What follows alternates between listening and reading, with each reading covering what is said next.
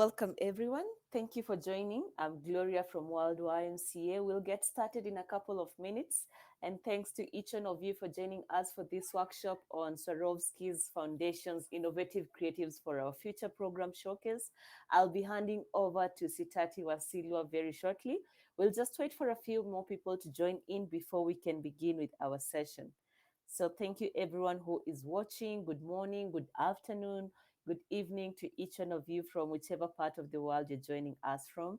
Welcome.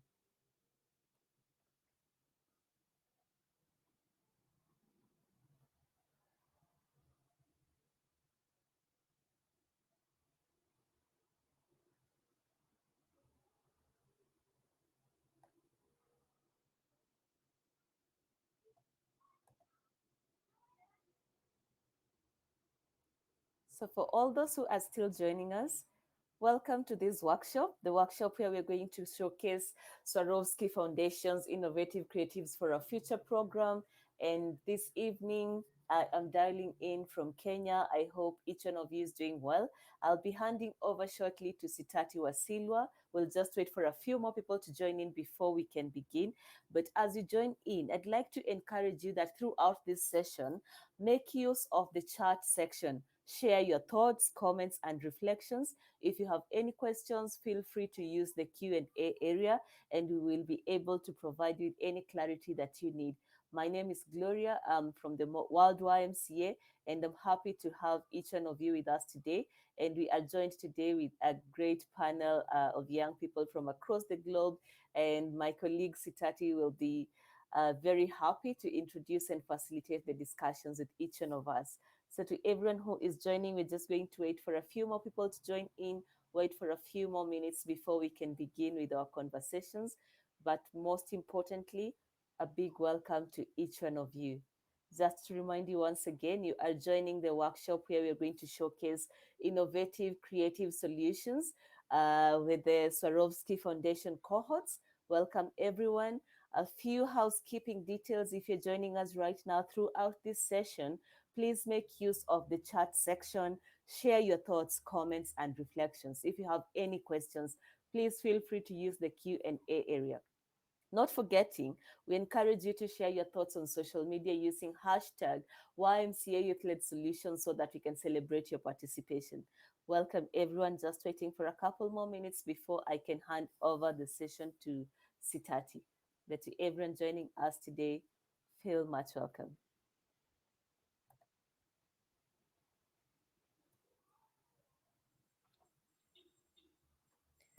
Welcome, Jackia.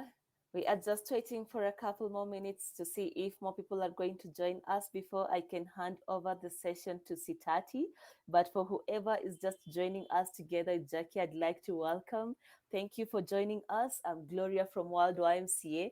We'll get started in a couple of minutes. And to remind you, you are joining the workshop on Swarovski Foundation's Innovative Creatives for a Future program showcase. I hope that you are going to enjoy each and everything that we have planned for you. So welcome so much. A reminder as well again, throughout the session, make use of the chat section, share your thoughts, share your questions if you have using the Q&A section. We will be happy to provide you with any answers if you have any queries. Remember to share on social media as well using the hashtag YMCA Youth Led Solutions, and we will celebrate your participation at this hour with us during this workshop. All right, so I can see we have more people joining us. And at this moment, now to lead the session, I'm going to hand over to Sitati Wasilwa. Sitati is a political economist and consultant and holds a BA in theology. He is a versatile research consultant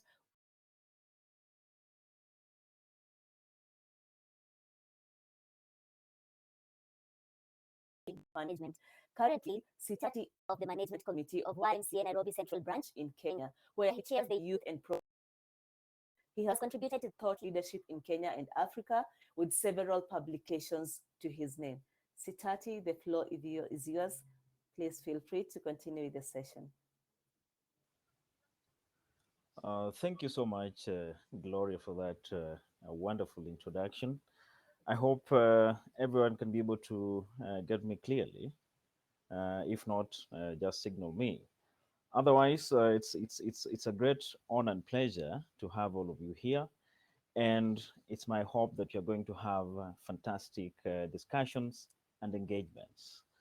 So, to jump straight to the agenda of the day, um, the goal of this particular session is to showcase the creative initiatives being implemented by 6 young grantees who are with us today, creators of our future program by the Swarovski Foundation. To that end, majorly, we'll be looking at 2 objectives which we intend to achieve at the end of this particular session. So, the first one will be demonstrating how young people can be able to use creativity to find solutions to global challenges such as climate change, as well as human rights. And then, secondly, to try to promote the understanding of the necessary steps, resources, and skills required to design, implement some of the creative solutions for global or to address the global sustainable challenges. And to try to expound our frame of discussion this particular time, we have Jakia Rahman, who is the director of the Swarovski Foundation, where she is responsible for identifying strategic opportunities which are aligned to Swarovski's philanthropic objectives intended to achieve the greatest impact for people and the planet in general. And to that effect, the foundation's mission, that is the mission of the Swarovski Foundation, is to support charitable initiatives and organizations uh, working in 3 particular areas. The first area is on culture and creativity. The second area is on human empowerment. And the third one is on environment. So Jack here, who will be illustrating to us shortly about the overview of the program, holds a BA in economics and has over the last 11 years worked for international charities in various countries, including Australia, Cambodia, the United Kingdom, sorry, and Costa Rica, including India, where her experience ranges from conducting fieldwork to implementing sanitation and improvement in rural areas. Furthermore, she's also worked in promoting social programs for women, young people, by raising awareness around health issues and addressing inequality in the most undeserved communities worldwide. So, Jakia, feel free to jump into the discussion and take us through the overview of the program run by the Swarovski Foundation. Most welcome. Super. Well, thank you very much. I want to say thank you to the YMCA, Gloria and Satati for your time. And of course, the wonderful cohorts that will be speaking later on. It's an absolute pleasure. So I think we do have some slides, I think, Gloria, if you're able to share your screen, if possible. Yes, Jackie, trying to see if I can enable my I functions. think you're Jackie, are on you mute, able to? Gloria, but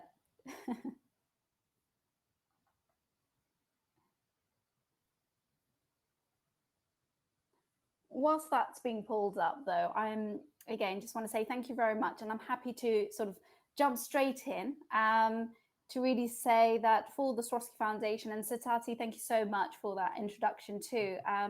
The Swarovski Foundation, the kind of overview of our mission is to really foster creativity, and we, with the goal in mind, how can we benefit society and address many of the inequalities and injustices, whether it's social, environmental, or economic. And so we felt with this, the extension of the Creators for Our Future program is to invest in incredible young creators, whom you will listen to later on today, to really have that kind of problem solving in mind. And so to kind of really connect and to empower these young creatives to deliver on the sustainable development, especially aligning to the sustainable development goals. And so if I can just give you an overview of the program is we had a call out actually earlier this year to ask for applicants who, again, between the ages of 18 to 25, to apply, who have maybe products or ideas they want to put in the world to address many of the sort of sustainable development goals. And with this, we have designed this in partnership, and our advisors are the United Nations Office for Partnerships. And so to really accelerate this, we put that call out. And it was interesting because we had about 400 applications across 75 countries. So you can imagine how difficult it was to get to the 9 cohorts that we have, and 6 of those amazing cohorts are here today. And so with this, I really do want to hand it over to the cohorts to talk a bit more about themselves and their incredible work, which all I can say is you're all geniuses, and I'm super proud and excited to see where you all will go to. So I hope you were able to hear. I can see some notes in the chat if you were able, hopefully, to hear me. But I'm not sure then, Gloria, I know that our wonderful cohorts have some incredible slides that they wanted to share. I don't know if you were able to share this. And thank you, Mike, for your note. You can hear me, brilliant. Thank you, We're just Jakia. seeing if we can We get the are slides. just So trying to apologies, see if we can get the everyone will get slides. there. Yes. Apologies, Jackie. I don't know if you can hear me. We're trying to get Mike And Sotters Gloria, I as can see you, but I can't hear you. I'm so sorry. I can hear her. I don't know Oh, why you can be able to get her, but I can oh, be able maybe it's to. me. Maybe it's my internet. I'm so sorry. Yes, It must be me. I'm sorry about could be. that. So our technical producer Mike is trying to set up the sharing screen button because it seems to be disabled. Apologies for that. But then we shall be good to go in a few minutes. We are in good hands. Mike is here with us. I know, Sitati, whilst we get the slides coming up, do you think it would be good, since we have the 6 cohorts, I know they will be going through their slides, maybe just to say a quick hello before they go into their work? definitely, I think what you can do so that we save on time, we'll just jump straight to introducing the 6 cohorts, so that Super. once you have the slides ready, then they'll just delve straight into the subjects of discussion. So Perfect. our first the first cohort that is here with us and will also be making a presentation is Sejal Budholia from India, who is an artist, anchor, author, dancer, entrepreneur, and mechanical engineering student. So Sejal, feel most welcome, and we're happy to have you here. And then the second cohort will also be making his submission in this particular discussion is Daniele Ficara from Italy, who is an Italian product designer and a recent graduate from the Domus Academy in Milano. And his professional practice, he's always tried to translate various forms and behaviors of nature into objects created for humans so that they can improve our lifestyle and make it more compatible with our ecosystem. So we hope also to hear from him, and maybe he can also be able to share some of his insights so that maybe we can try to make some comparisons if he's the next Leonardo da Vinci or something close to those lines.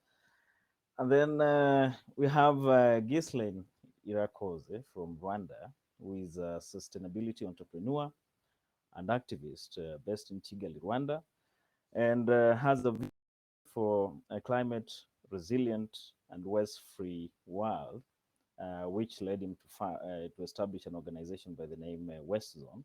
I hope we'll also be hearing from him about the same. And then another cohort, which will also be interested to hear from her, is Yara Mohammed, a widow from Egypt, an architect, and currently studying a master's degree in biodigital architecture, and which tackles the idea of biolearning and studying the integration of both design and function. So we also hope to hear from her. And then another one is Camila Wandenberg from Ecuador, who explores social interaction through garment design, and of course research with her studies at the California College of the Arts. So she'll also be expounding more on what she's doing regarding some of these sustainability practices when it comes to textile and fashion designing. And then the next one is Agnieszka Dozinska from Poland, who is a graphic design student at the Academy of Fine Arts in Warsaw. Her work focuses on important social and environmental issues such as pollution and many other things to do with, related to climate change and also with people living with disabilities. So she'll also be sharing more on that. So with that, then they'll be sharing with us more. I can see we have the slides are up, I believe. Then we can quickly start with the Sejal, maybe in 5 minutes. She can be able to illustrate to us, speak to us, try to create some insights here and there regarding what she does and what she thinks or how she thinks her initiative is benefiting humanity. So feel free to interact maybe with, do you still have Jackie? If Jackie will not be able to jump in, Sejal, the floor is yours in 5 minutes.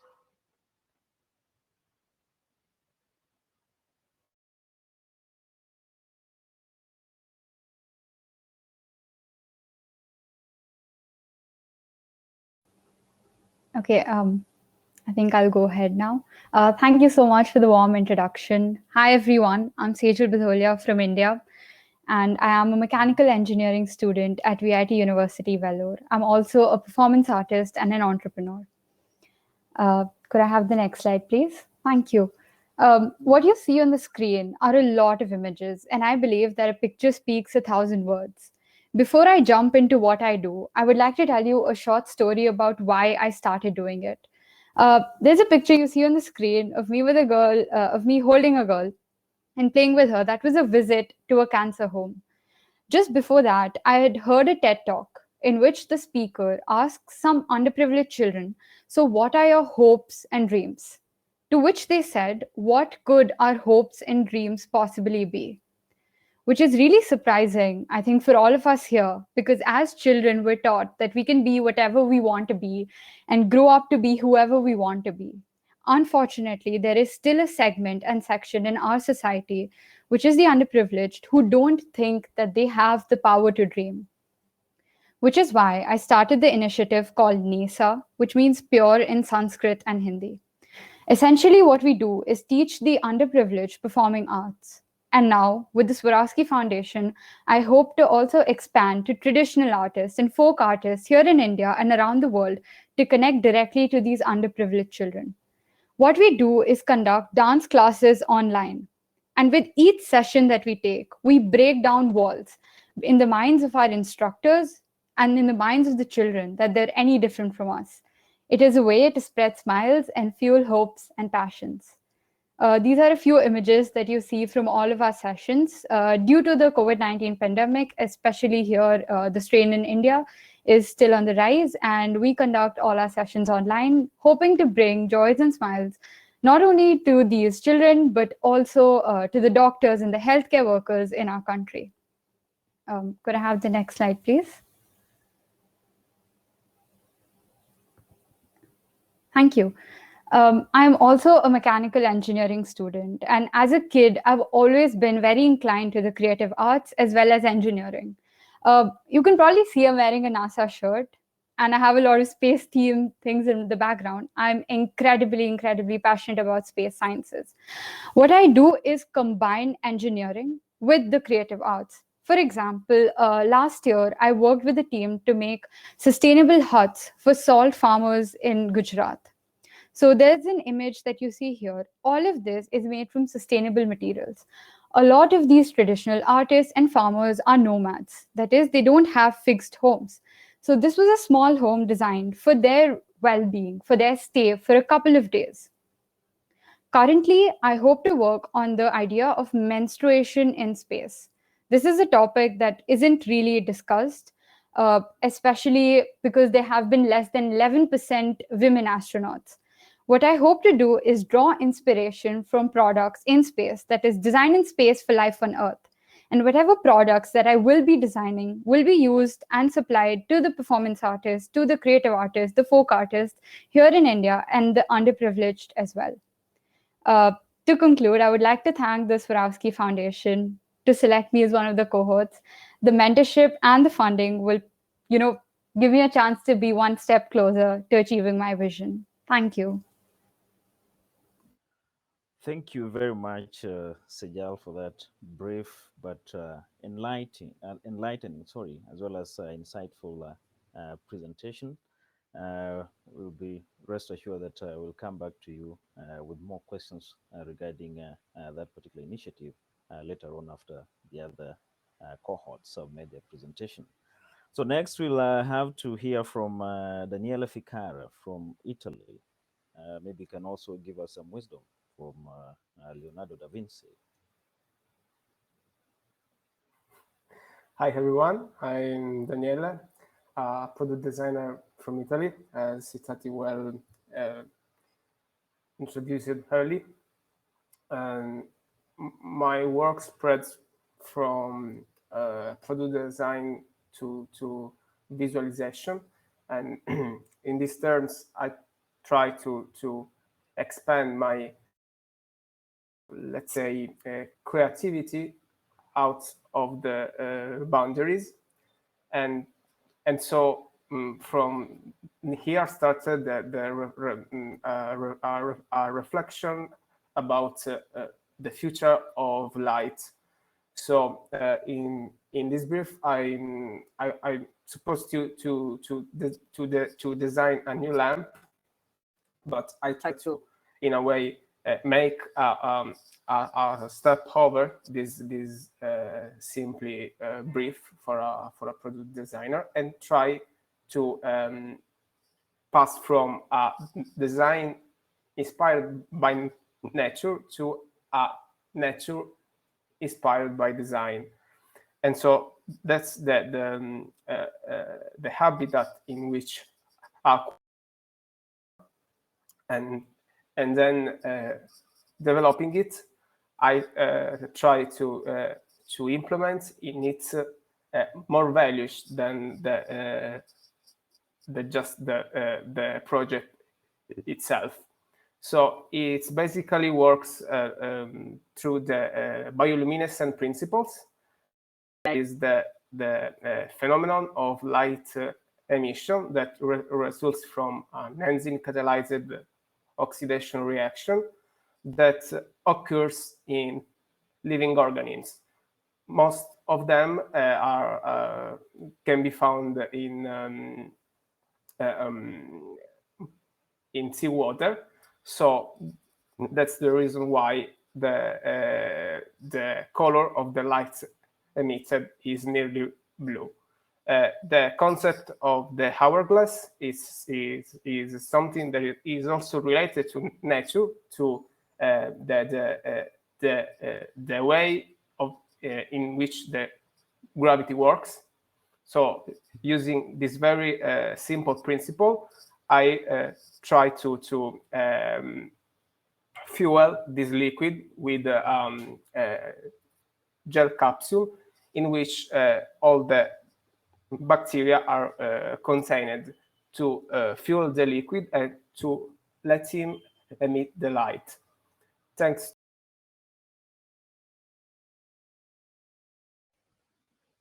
Sorry, Daniel, we've lost him. That's unfortunate. We hope that he rejoins us, and then we'll also get the opportunity to field questions to him regarding his invention or innovation, rather. And then next, we'll be having Ghislaine Irakoze from Rwanda, which I understand the slide presentation, but you can take us briefly through, maybe in 5 minutes, um, the kind of innovation that you've come up with to try and uh, present or offer sustainable solutions towards addressing some of these pertinent issues that we're facing. Gisela. Okay, thank you, Stati. I don't have a slides, but I'll take you through my story as soon as possible. Yeah, so I'm Gisle. I'm founder of WakeZone. So basically, at WakeZone, we are on a mission of leveraging technology to create a waste-free world. We launched WakeZone app, which is a peer-to-peer platform that helps Rwandan households to transact electronic waste with repairers and recyclers. So WakeZone app assists the recycling actors to outsource their raw materials, while on the other hand, helping the household to get rid of their e-waste by selling them instead of dumping or banning them. So WakeZone has a created circular economy in Rwanda by ensuring that e-waste resources are kept in use for a long time while designing out waste from the economy. And so far, over 800 run household and 150 e-scrappers and free recycling industries use our app on daily basis. And so far, over 500 tons of e-waste have been transacted on our app, just diverting an equivalent of over 2,000 metric tons of avoided carbon emissions. And more importantly, we have helped the community to earn an average of $4 per each kilogram of e-waste transacted on the platform. So part of Swarovski Foundation Security for a Future program, we are launching Kigali Green Gallery, which will be a creative project that aspire to artistically reconnect Africa with extinct or endangered species. So Kigali Green Gallery will be youth-centered, involving 10 young artists in a residency to develop 100 paintings. And we strongly believe this art center will promote environmental sustainable artistic design using just eco-friendly painting boards made from banana trunks. And later, the project will conduct 5 showcase events, just displaying the paintings in different communities in Rwanda to provide a platform for Rwandan to run conservation issues and strengthen their conservation effort. You, thank you, Ghislaine, for that particular for your brief presentation. And of course, we hope after the other colleagues have made their presentations, we'll come back to with more questions regarding your initiative to see how it's trying to change people's lives and also try to make the world a better and a safer place to live in. So thank you, Ghislaine, for that.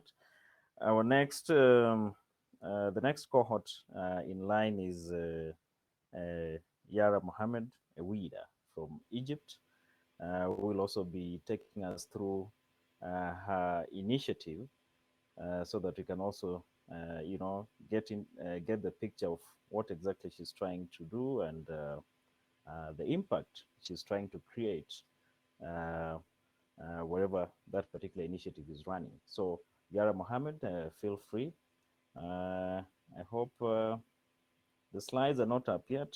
I hope Gloria and the technical team can be able to address that. Hello, hello everyone. Thank you so much for this introduction. And first of all, before I jump into the project, I want to share the journey behind it. Actually, after I graduated, I had this kind of, I was kind of lost what kind of passion I want to follow, what I want to do. And then, like, in less than a year, COVID pandemic started. So in this point, I saw that due to this pandemic, it will definitely change the world around us in terms of architecture and in terms of urban fabric. And in this point, specifically, me and my colleague, an Egyptian architect also, we started this idea about spatial prophylaxis and how to engage more biophilia and biology into architecture. in order to create a space where it's somehow COVID free, or some or like more prophylactic against the virus. And from this point, I discovered that, okay, I'm more passionate now about understanding what is biology and how I can engage biology into architecture in order to create more sustainable architecture and more helpful for the environment. And then when I decided to join the biodigital architecture masters, and there I found that, okay, there is like a huge different world that I can learn from nature, and I can engage this engage this into architecture and into different element in our urban environment, in our urban around us. So if you can start with the project, please. This project is one of the projects I did in the masters with my colleague Julieta. Both of us, we were thinking of using the algae, spirulina algae to be specific, which is something that could be found anywhere in any water in the world, like in the sea or in on the river. Algae is everywhere.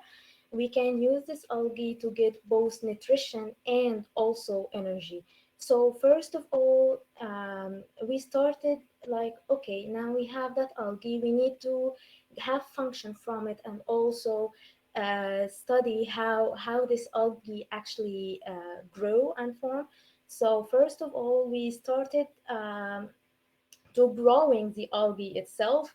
We in the lab, we had the algae, we put it in the perfect condition, perfect growing condition, and we started having it. We put it under a microscope, and we started to see that in how it grows, like in a spiral form, and then how it reproduce and its life cycle.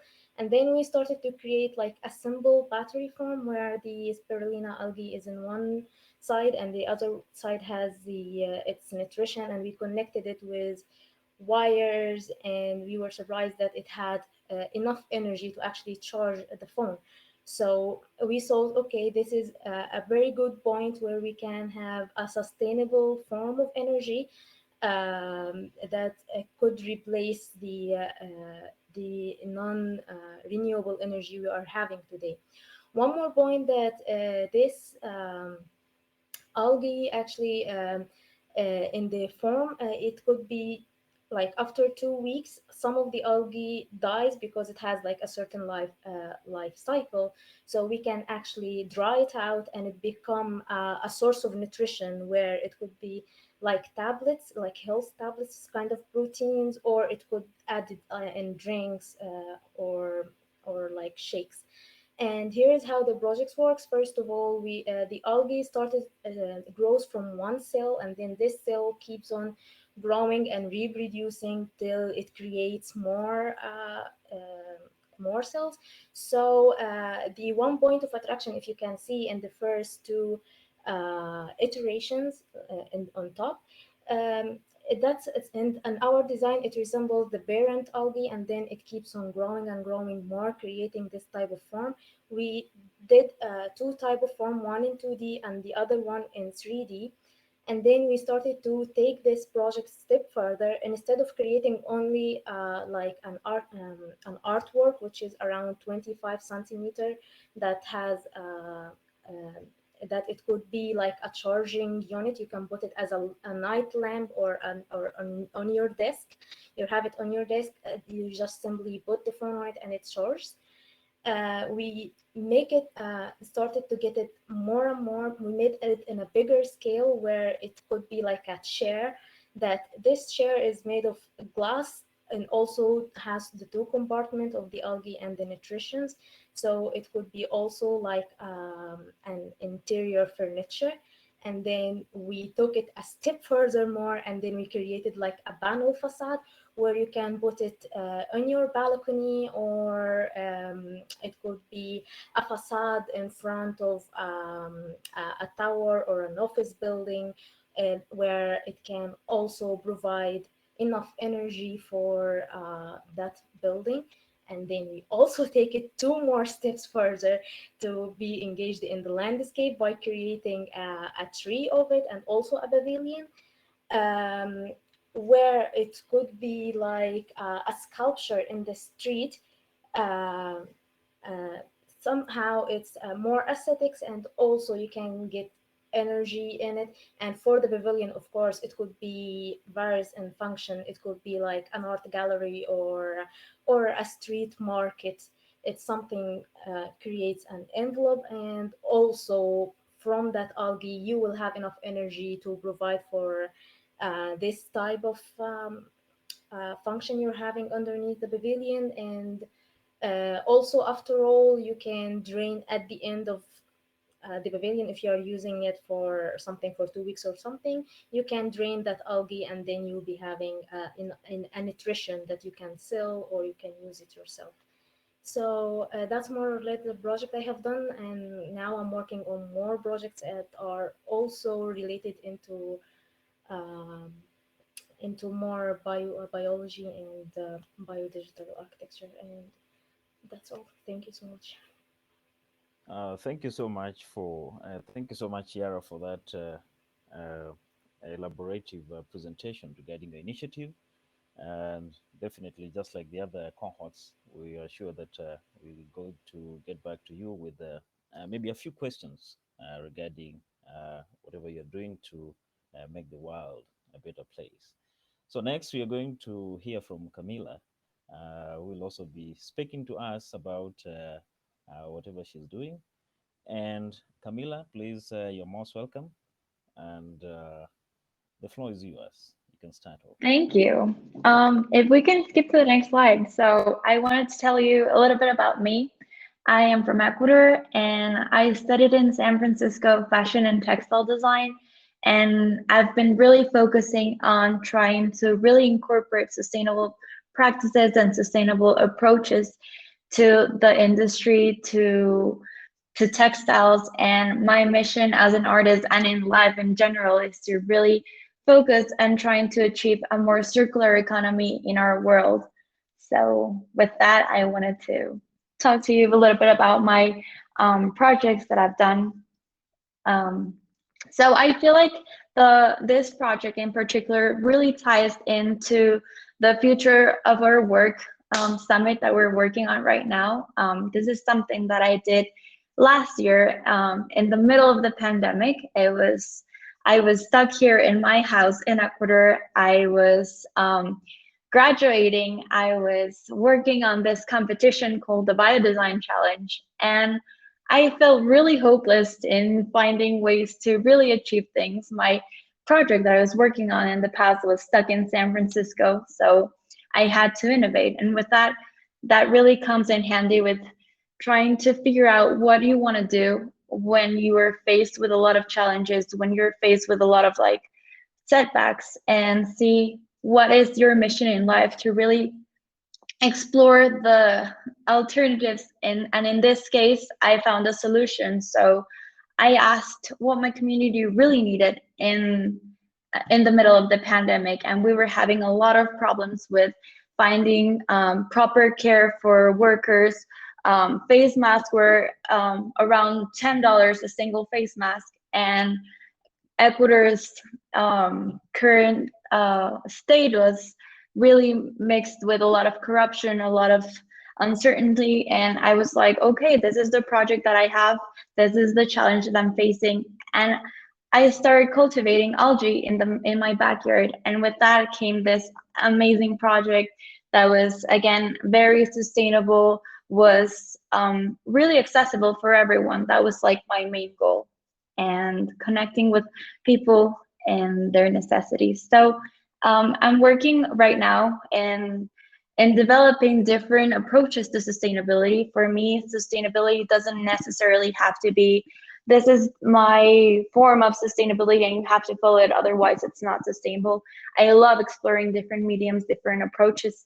And this is my current project right now that I'm working with a local designer here that is really to focus on maintaining ancestral practices really focus on respecting and honoring natural ingredients, natural processes, the hand part of it, and incorporating a more biological challenge, as I could say, to the textiles. So I'm working with the dyeing of bacteria pigments in textiles, and this is a way to really explore and really question the consumption of water, the usage of it, and as well as the contamination of this. And this is something that has been a huge problem in the fashion and textile industry, that is water contamination. And it's one of like the major projects that I wanted to tackle right now, and to really explore and investigate on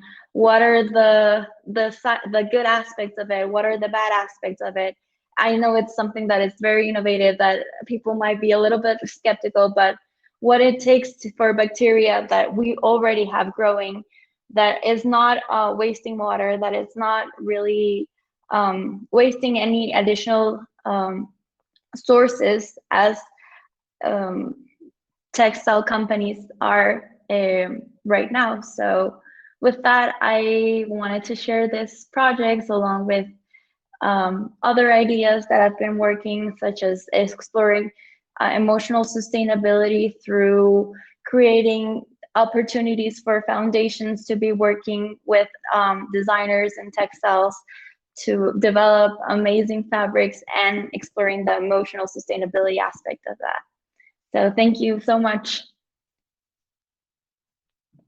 Camila, for that wonderful presentation, and of course, really interesting and intriguing to come across it.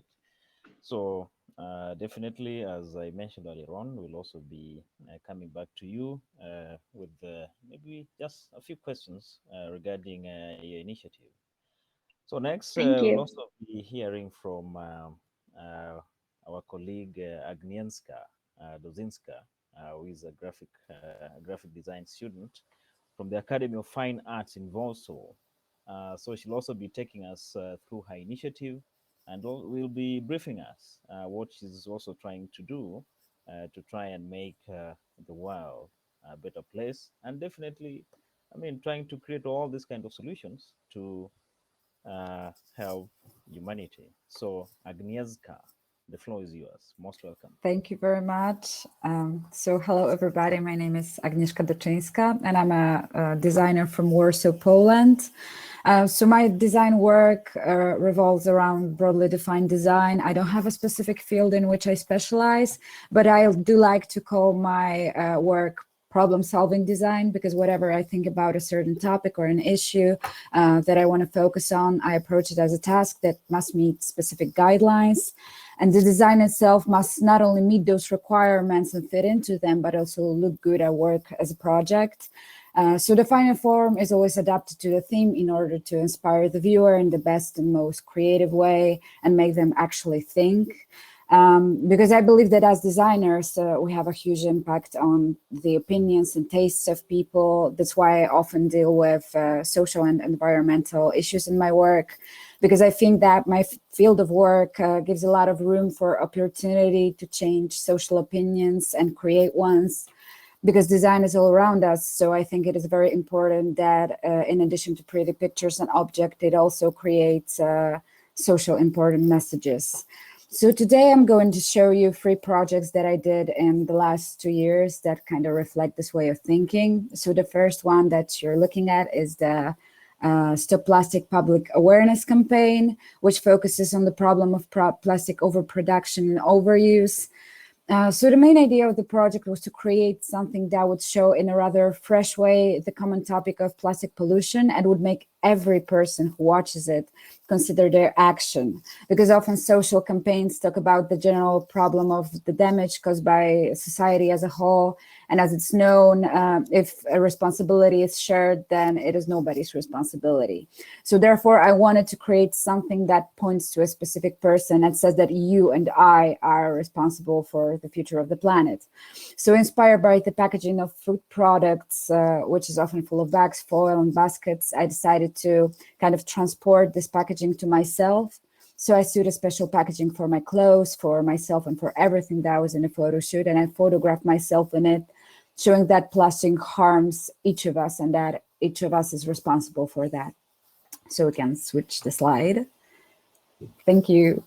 So as I've mentioned before, I like working with people with disabilities because I like working with projects that require adapting and coming up with new solutions to problems. So I value working with people with disabilities because this field of design is very challenging, but because there are many design limitations in a way, but often very rewarding and meaningful because it brings social attention to a problem and can create solutions that can make at least someone's life a little bit easier.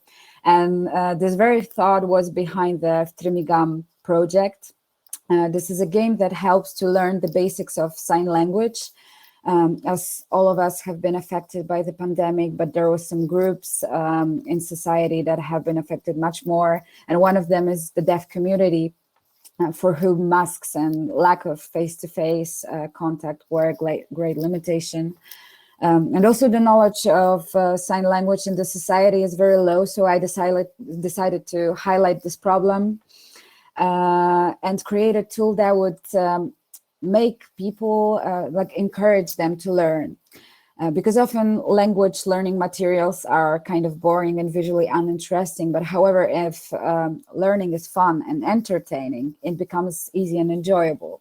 And that's how the idea of the card game was born. So the gameplay involves showing and guessing gestures to each other in order to form a sentence at the end.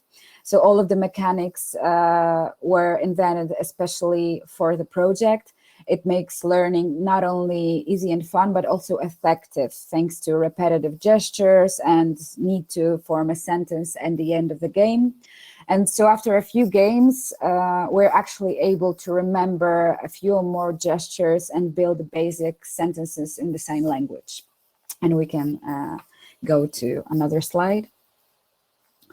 Yeah, and the last project I will show today also involved working with people with disabilities. So the Haptical Panorama project is an installation that helps to understand the concept of panorama through touch, which came out of the completely different idea. At the very beginning, I wanted to create something that shows how a blind person perceives the panorama of their world. So to show how their world is interesting and perceiving it goes somehow beyond our cognitive abilities. However, in the course of work, it turned out that it was impossible because the very concept of panorama and surroundings are inconceivable to a blind person. They understand their surroundings in a very linear way, and it is hard for them to think in terms of 3D because their cognition is dependent on the touch and sound. So I decided to create something that would actually help them understand my questions. So I created a special spatial cylinder that with a 3D landscape attached to the inside that is to be touched. And it allows to go around and explore, which gives at least some idea of what it is to be surrounded by a landscape. And that's all I wanted to share today. So thank you very much. Thank you for that insightful contribution to this particular panel discussion. And at this point, I want to maybe go back to Sejal, now that we are yet to receive any questions from the audience. Maybe how do you bring other partners on board so that to ensure at least the initiative you're running has achieves the intended impact? Maybe just in 1 or so minutes. Yep. So actually, I think when you bring in other people, you need to focus on their uniqueness and their individuality. Currently, we teach dance, but the team does not consist of only dancers. There are people who are video editors, who are designers, who are writers, and we bring them in to showcase what they have to give and what they have to show. So we also run a blog where we highlight change makers throughout India and even throughout the world, where we list down their contributions to society. And I think as an entrepreneur and even as a person, when you interact with anyone, if you highlight their need and their importance, that's how you bring them on the table. So that's it from my side. Thank you. Thank you for that. Next, maybe I'll go to our colleague Gisley. Maybe in terms of uh, the impact of your initiative, what are the numbers, maybe roughly, in terms of the impact, maybe on creation of employment, maybe in Rwanda? Okay, so as of now, we are a team of 10 people, and so we directly employ 10 people. And yeah, indirectly, we have been able to create almost over 100 jobs. Yeah. That's great. So, what are you envisioning, maybe the next steps in terms of scalability of the project? Gisle? O- Okay, so we yeah kind of like trying to see how we can scale the product outside of Rwanda, and our main target is to tap into East African markets. So we have initially started doing market research in Kenya and Uganda, and yeah, we strongly believe there's a need for like e-waste trading and yeah, like our initial target is to involve in Kenya and also expand to other East African countries. As in Rwanda, we have almost facilitate transaction of over 400 tons of electronic waste. So we aspire to create impact like wherever we are going. And our main target is also to create to transact those electronic waste. We're also trying to see the exact number of tons or equivalent tons of carbon emissions we are diverting from going to landfills. Uh, I think, Maybe Sitati, we for have a question from Cleo on the chat. Cleo is asking, how can I yes. find out more about Agnieszka's project? Hi, Cleo. I'm very glad that you were interested. I think profile on Hopin, it is you are able to see my Behance link, and there are some of my works there that you can look at. So I guess it is possible to actually check out my profile here. Am I right? Yeah, I think so. Thank you. Maybe for Yara, in terms of maybe the policy space, maybe from the policymakers in Egypt, is it supportive, or how do you view it with respect to your project? Again, I'm sorry, I didn't hear the question. I'm saying in terms of the policy space in Mhm. Egypt, where you're trying to implement the project, how supportive is it? For the policies in Egypt, it's somehow a little bit hard because you need to follow a certain process in order to apply a project. But thankfully, that I'm kind of into the academic path, so somehow there is a kind of fund for researcher and to further develop their own project and apply it in reality in architecture. So this is a very good helpful point for us or for me specifically to be in this path. Yeah. Thank you. I'll now turn to Daniele. Maybe for that young person somewhere wondering how they can be able to start off with some of these creative solutions to make the world a better place. What would you tell them? Which kind of advice would you be able to offer them from where you sit?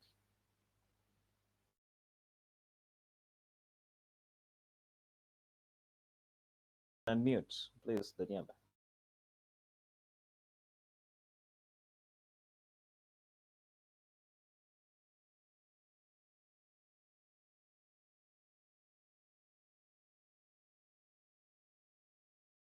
Daniela, you can unmute. Is it possible?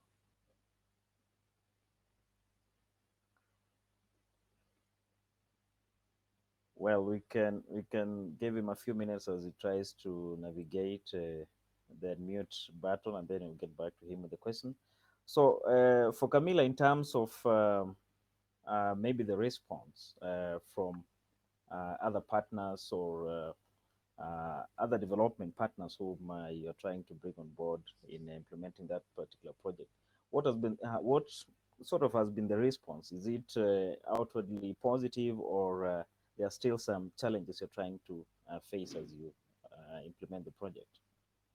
Yeah, of course. So it's been both actually.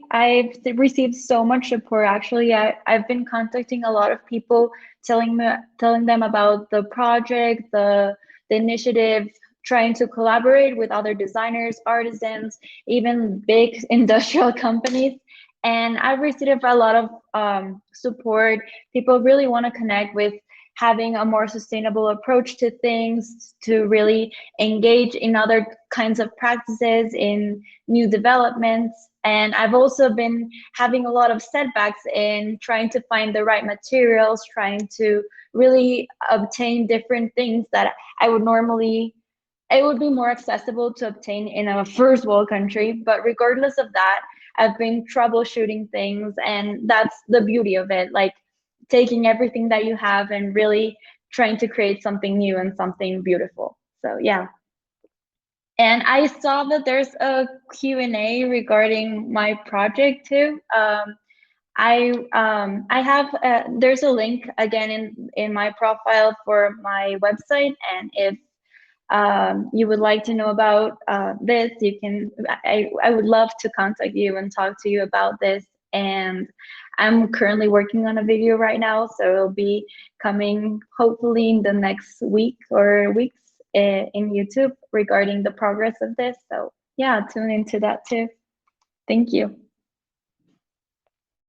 Thank you very much. Maybe just 20 seconds each as we make our final remarks. Sejal, 20 seconds, final remarks. Thank you so much for having us here, and thank you so much to Swarovski giving me this opportunity. And I hope to connect with everyone here. I'd just like to end by saying one thing. I'm currently working on a research to study menstruation in space.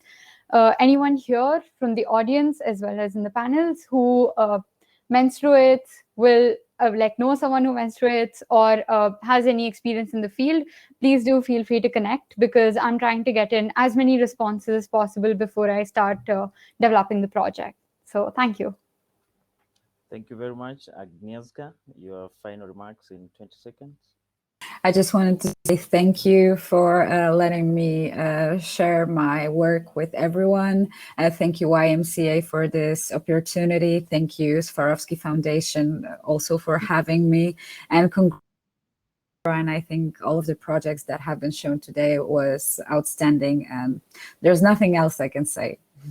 So thank you. Much appreciated. Yara, in 20 seconds. Well, thank you very much for inviting me for in this great summit, and of course, thank you, Swarovski, for giving me this great opportunity to develop further the project. And yeah, I have nothing more to say. But if anyone wants to contact me, also my contacts in the profile, and feel free to ask me whatever you want. And thank you so much. Thank you. Ghislaine, in 20 seconds. Okay, I would like to thank Swarovski Foundation for providing the platform. So it's really quite motivating to get this exposure, and yeah, I guess it's actually shedding more lights on what we are doing, and even help us to scale throughout different segments. And thank you, Stati, for moderate. It was really a great conversation, and it was really engaging. Yeah. Thank you, Ghislaine. Hope to interact with you more. Camila, 20 seconds. As everyone said, I wanted to thank you, the foundation, YMCA, for this amazing opportunity. And if you want to know more about this, feel free to contact me, and I would be really excited to talk to you, share, and really talk about this. Wonderful. Daniela, in 20 seconds, or you're still experiencing mic problems? Like I think, Daniel is still experiencing yes, mic problems from his chat exactly. box. Yes. So thank you, everyone, and Gloria and the team. Thank you for your support, and I hope to reconnect with all of you in the future. Thank you very much. Thank you so much, Sitati. Thank you for everyone who's been watching. This has been a really amazing session and a heartfelt appreciation to Sejal, Ghislaine, Yara, Danielle, Camila, Agneska for the amazing session, for sharing with us the brilliant jobs and initiatives that you are doing across your respective sectors. I believe this has been an inspiring session for our young people who are asking themselves what steps do they need to take in order to utilize their creativity to provide solutions to any sustainable challenges. So, to everyone who has been watching and have had chat box on how you can contact the panelists. Please look them up on Hopin, and on their profile, I believe they have contact information. Feel free to send them a message, learn from them, get any best practices that they are utilizing in their communities that you can also replicate in your areas of interest so that we can replicate all this good work that we are doing. So thank you to everyone, our great panelists. Very much appreciation to each one of you, to Jakia and the team as well. Please receive our heartfelt appreciation for your participation and contribution to our summit. And we will be moving next to breakout sessions that we have planned starting in the next few minutes. To everyone watching, please go to the breakout session, select the next session that you want to join. And have a good day, have a good morning, have a good evening from wherever you are listening to. Have a good one. Goodbye. Thank you, everyone. Thank you, Micah.